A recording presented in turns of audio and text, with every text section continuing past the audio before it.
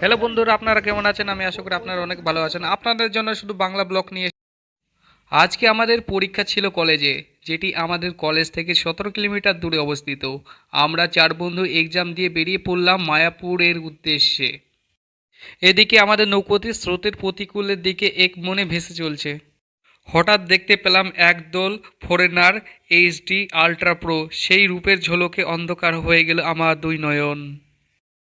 তোমাদের সাথে কথা বলতে বলতে পৌঁছে গেলাম নৌকোর গন্তব্যস্থলে।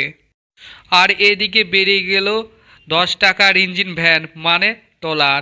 আমাদের বাজেট 5 টাকা, তাই নৌকোরে। আমি পরীক্ষা কেমন দিলাম তোমরা কিন্তু একবারও জিজ্ঞাসা করলে না, তবুও আমি বলছি পরীক্ষা ভালো হয়েছে, 5 নম্বর ছেড়ে দিয়েছি। এটুকুই ব্যাস। টোটোওয়ালার সাথে দাম দর করতে করতে প্রায় হাফ রাস্তা চলে এসেছি। হাস্যকর হলেও সত্যি। মাথা পিছু 5 টাকা দিয়ে উঠে পড়লাম। আমরা 40 টাকার টিকিট সংগ্রহ